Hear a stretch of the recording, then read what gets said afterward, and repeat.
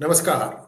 You requested, and we have him. Elmer Yuen, the young globetrotter. He's very difficult to get hold of because he's almost always traveling. But we have managed to track him down. I won't tell you where he is. And we are now going to talk to him about how he is seeing the situation evolve in China, Ukraine, Europe, and finally in the United States. So let's go ahead and welcome Elmer Yuen. Elmer, namaskar and welcome to PGurus channel. How are you? Long time no see. Long time no see. Yeah. And I wish you all the audience and yourself good health.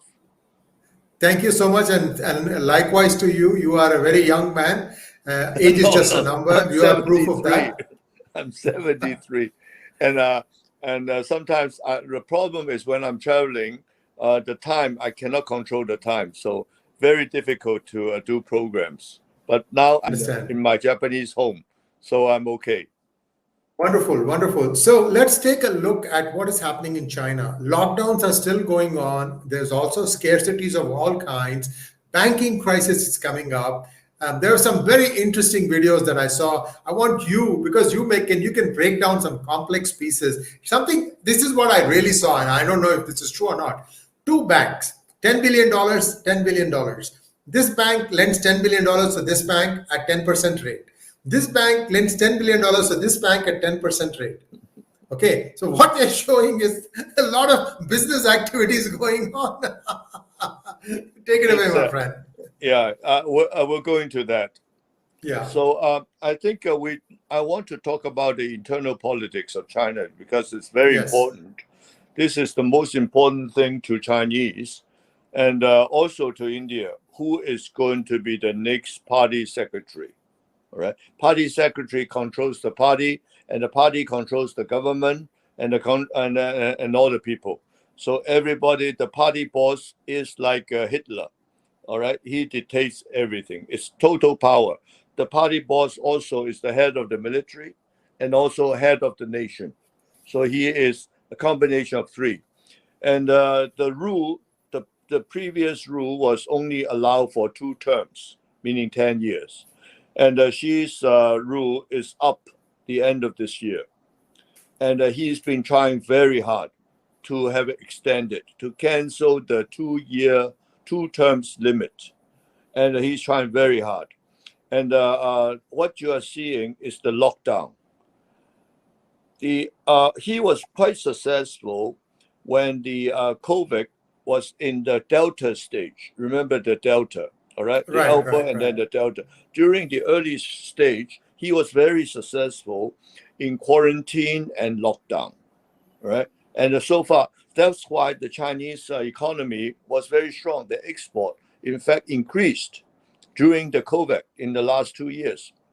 Then the virus have become like it's called the Omicron, right? And now it's called the BA.5.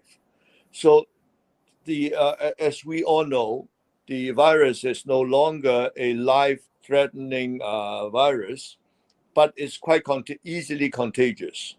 So, but he was very successful, and he claimed that he was claiming his success, and now he wants to apply the same on Omicron and BA.5 in China, and also in Hong Kong. So Hong Kong and China are totally locked down. You cannot travel to Hong Kong or China so easily. And this is his claim of fame, right? He said, I was very successful. We were able to continue production in the last 2-3 years, despite of the virus. This is his claim of fame. So he wants to do the same. And everybody following under the communist system, he's the one-man rule. Everybody will try to please him.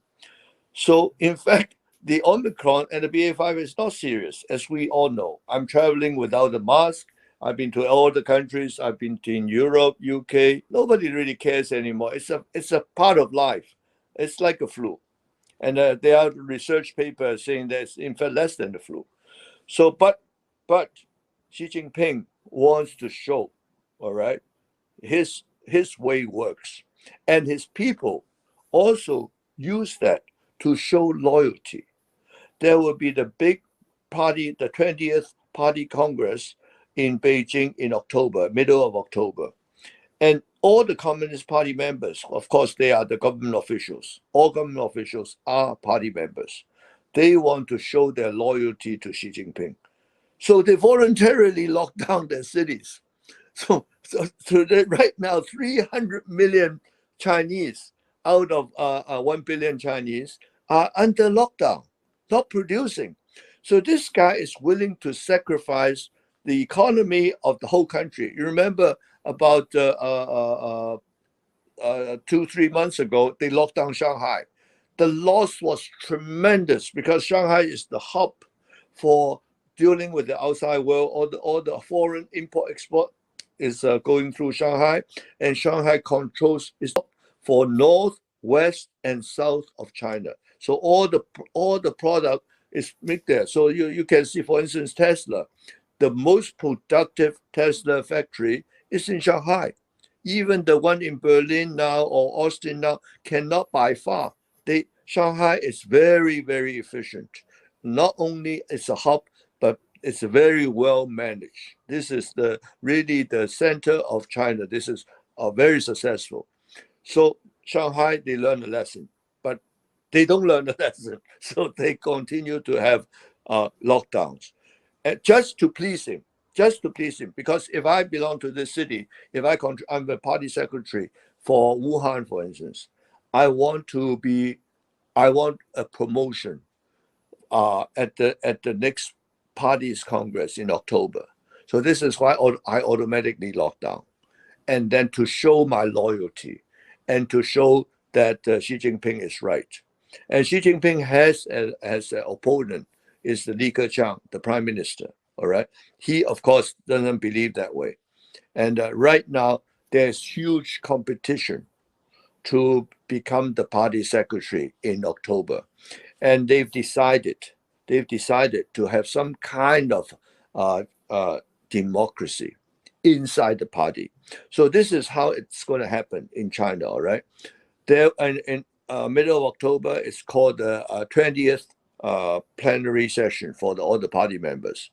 They would allow about 2,000 to 3,000 representatives. Of course, all Communist Party members and all officials, local government officials. So they will go to Beijing. They are the basic people, all right? And then they will elect a 400-person central committee, Chinese Communist Party Central Committee. And those are very, very, I would say, strong and really believe in communism. It's called the Central Committee, about 400 of them. And from the 400, they will elect about 20 Politburo members. And of course, another kind of election, all right? And a lot of influence buying and a lot of, it's like any other politics, a lot of before election, a lot of buying influence, and then this group get together against that group. So they will elect 20-person Politburo. And then the 20 Politburo will elect the 7 standing Politburo members. And within those 7, they will elect the party secretary, the party secretary, which is the head, like Xi Jinping now. And then the other 6 will be like very important people. They would normally be the head of the Chinese Congress. They call it really the parliament. It's a show, but still the head. And the head of the Chinese political consultative Congress. Sorry, go ahead. Yeah, I'm so sorry about this. I have to ask you this question before I forget. Is 𝙒𝙧𝙤𝙦 part of the 7 today? Yeah, of course. He's number 2. Okay. Normally, the party secretary is always number 1 in the standing committee, 𝙒𝙧𝙤𝙦. And then after 𝙒𝙧𝙤𝙦 is the head of the People's Parliament, all right? His name is 𝙒𝙧𝙤𝙦. He's just gone to Vladivostok to meet with Putin, all right? And then after him is the head of the, we have a political consultative kind of parliament who would give opinion to the government, and that would be just escape me, and then the ranking total 7. So, but anyway, this is the process. We have to understand the Chinese process. It's kind of election, all right, kind of election. And Xi Jinping, of course, he has been picking or appointing people in the local governments, provincial government, big city government, and those people will be the 2,000 representative, and the head of, for instance, ministry, this ministry, that. Those are the representative that will attend. Those are the 2,000. So he's been appointing a lot of his people and replacing a lot of people. So this is very, very severe competition. So everybody is paying attention to all the newspaper, everything the companies publish. And what are the chances? The truth is, I don't know. All right. Most people say he's going to make it, because he appoints the representative, who in turn elect the standing, and then the Politburo, and so on. So, and also he controls the military. But unfortunately, what he did in the last 10 years is such failure. We cannot even come up with one project he did was so-called successful or good to the people. So far, all the projects he's done, there's so many, including One Belt, One Road that you guys have heard of, and letting the COVID out and destroy everybody, all the countries in the world, and then coming back to China to hit them. The COVID, he's the one who released the COVID. He delayed the reporting to the WHO. That's why the whole world is not prepared. So he delayed it for almost 3 months before he told the world, and then before the world start to lock down, and that this is a huge crime. He's done so many bad things, all right, including now the real estate, whole entire China's real estate has collapsed. The export, fighting with America, the whole export business is collapsing, and that's why in India, you guys got a lot of the business because it's from China. Almost everything he touched is bad news. This guy is really bad news. So he has huge opposition in the coming plenary meeting. But unfortunately, he also, because in the last 10 years, he has appointed so many of his own people to be the representative and to be in the military. So kind of the situation is very, very tough. And everybody support Li Keqiang. Li Keqiang is one of the reform, and then willing to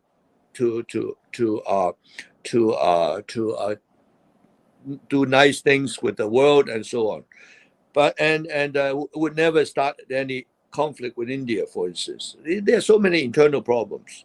So, but we are not sure who is going to win. It's a very, very competitive right now, very critical time. So we don't know. Anything can happen, and he is afraid to go to meet Putin in the Central Asia, because anytime he leaves, there may be a coup.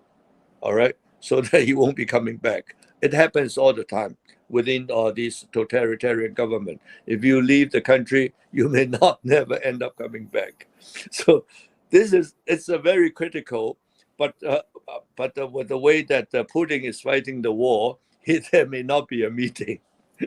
So anyway, that's the situation in China. Economy is finished. While they are fighting, nobody cares about economy. The economy is tanking in China. It's finished. It would not recover. Believe me, whether Li Keqiang become the party secretary, it would take him a long time to recover. And also, they've lost the American. They've lost the trust and the credibility in America. So there's no capital flowing in, only capital flowing out. As we know, a place which has to prosper, most important, not only good people, but lots of capital.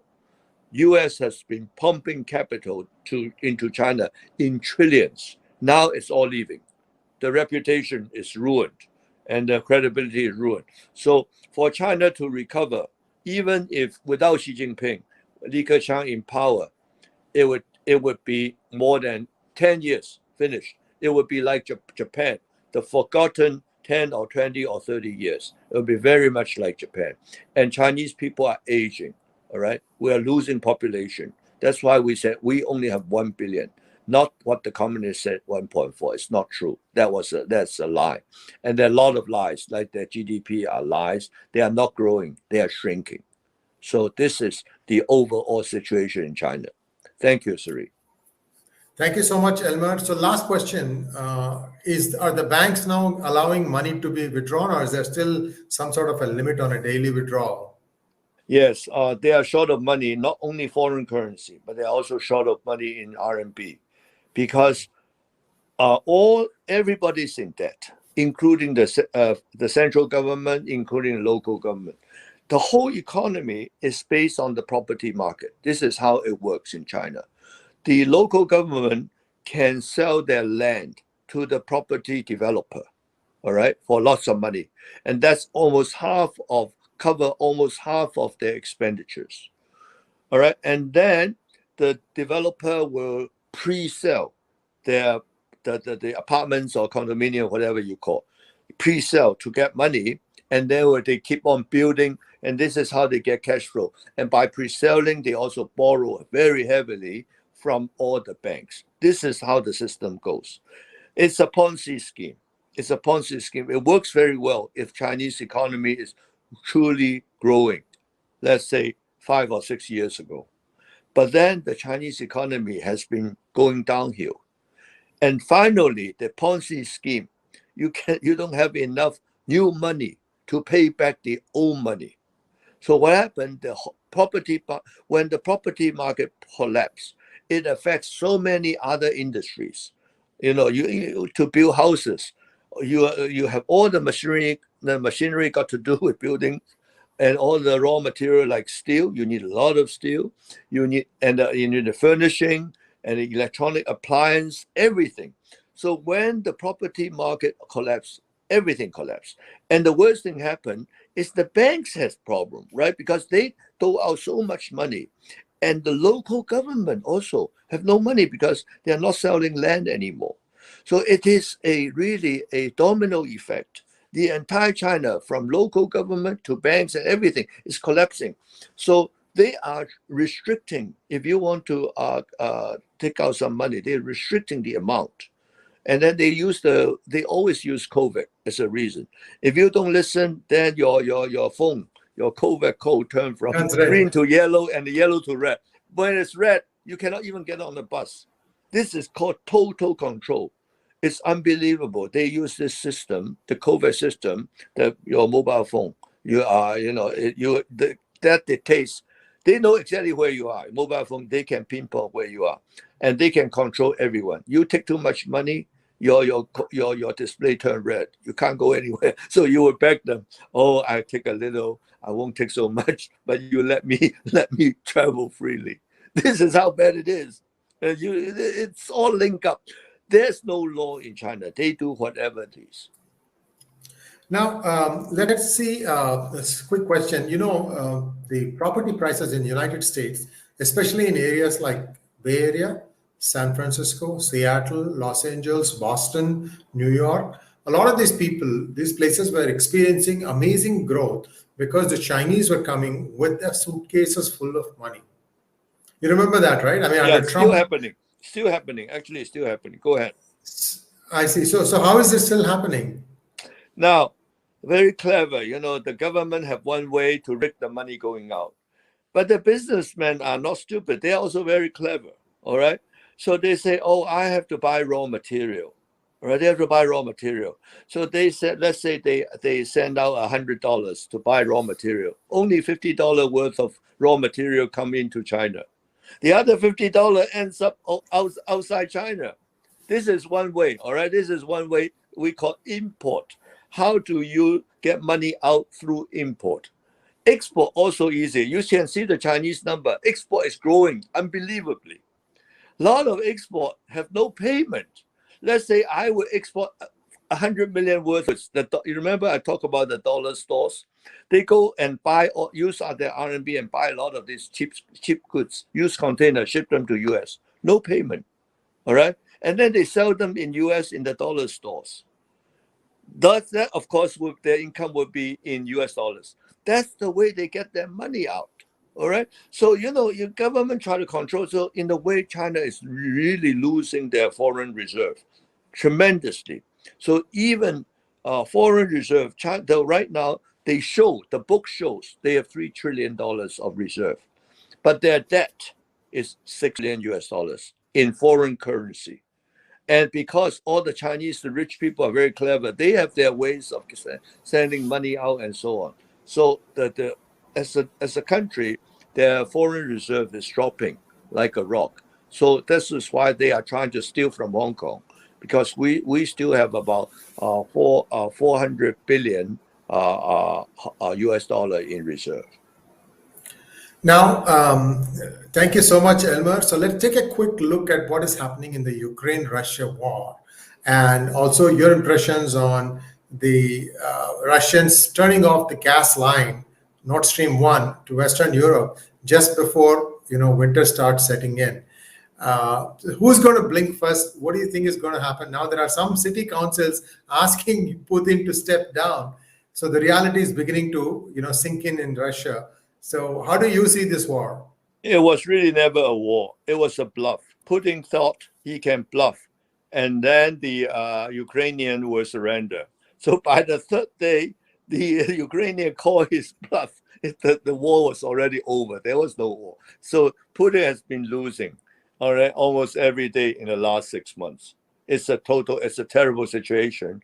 And it's obvious that the Ukraine have enough weapon and enough courage to drive the Russian out of Ukraine in very short time. So right now, Russia is asking the UN, saying that he's trying to get a negotiation. That's what he's trying to do. So he's gone to UN and said, "You guys gang up on me." So that is called invasion. He's turning it around. All right, you guys, you all the NATO country, you supply weapon to Ukraine, and you are invading me. In fact, he forgot that the war is being fought in Ukraine, not in Russia yet.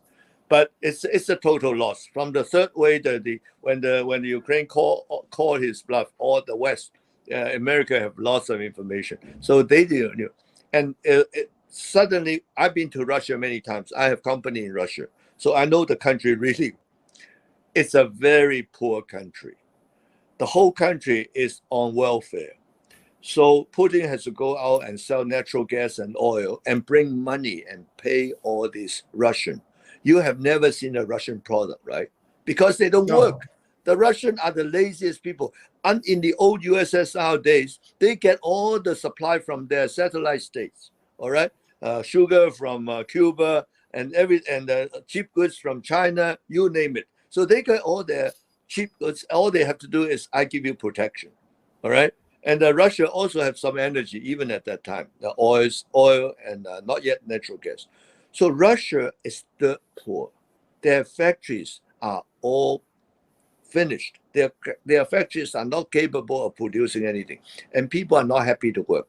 Every day they just want handouts from the government. This is how the Russia works. So when they ran out of ammunition and supplies, they are not capable of resupplying. So of course they go to China. Putin is in a hurry to meet with Xi Jinping, because Xi Jinping, before the Winter Olympics, promised him everything. when the situation was so bad, China said, "Oh, no way! It's a bottomless pit if you try to help." But they still trying to do something. So all this weapon from North Korea, in fact, I just put a label. It's all made in China. North Korea is even more poor than Russia. So China is giving a lot of ammunition to Russia, and put a label there, made in China. So they have been supplying money and also food and also weapon and even a vehicle and everything. So they are trying to help, but the war is lost, and military morale is gone. So it's crumbling, and we are going to see negotiation in days. So we're going to see negotiation in days, and of course the end of the negotiation is all the Russians must get out of Ukraine, and then there will be peace again. But by getting out of Ukraine, losing this war, Putin will also be thrown out by his own elite. There's no way. And the American solution for Russia is Russia will be split up. Russian Federation has about 13 independent states. 16, I think, yeah. 16 inside Russia. So those countries, they are going to encourage them to be independent, and then to work with US and Europe and other countries, Japan and others. So they really want to split Russia, split them up, so that they are not concentrated. Their energy will not be that concentrated in Moscow, and then they cannot weaponize their energy anymore. This is what the American is going to do. Of course, they are the leadership in Europe. And the same idea they want to apply to China. So eventually, China will be maybe split into 5 or 6 or 7 pieces. You know, we have the Xinjiang, we have the Tibetan, we have Hong Kong, we have Taiwan, and we have other ethnic that do not want to be controlled by Beijing. So this is the way it's going. So I think Putin may not even join the meeting in a few days in what? Uzbekistan, yes, they're supposed to have a meeting with the Shanghai Cooperation. 𝙤𝙤𝙤𝙤, right. Yeah, right. And but it's not. It may not even happen because he's in so much trouble. This war is right now. It's changing by the minutes. The Ukrainians are racing and pushing them out. They basically have surrendered almost 30,000 Russian soldiers. 10,000 of them have surrendered.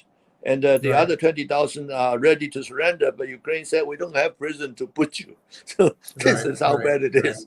So, and also, I mean, the minute they bomb the bridge in Crimea will automatically surrender. So right now, it's gone into a mode of negotiation. But if Ukraine refuses to negotiate, then Russia will be more surrender. And it's a hopeless situation for Putin. Let's put it. One last question before I let you go. Do you think what is playing out in Ukraine is going to help Biden in the 2022 elections? Or do you think this whole thing was timed? All right, this whole thing was timed so that they will have victory, and there will be negotiation, and then the Russian will be out of Ukraine, all before the midterm election.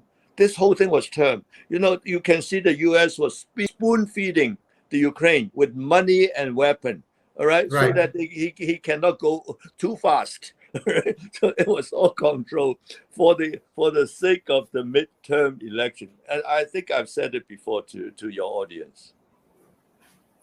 So we'll have to wait and see how much the people of the United States buy into this. But Elmer, always a pleasure to have you talk to our audience. Viewers, please send in your comments, and you will see a lot of observations of Elmer are the ones that I have made in some of my monologues. Yeah, you can say we are all speaking the Americans' voice, but now a lot of people in Russia itself are saying the same thing. In fact, I got even the numbers right, like what Elmer said, 20,000 and 10,000.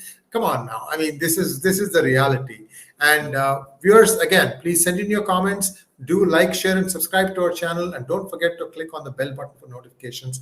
Thank you so much, Elmer. And here's wishing you all the best, safe travels, and we'll talk to you again very soon. Namaskar. Thank you, Sri. Thank you. Thank you, my Indian friends. Thank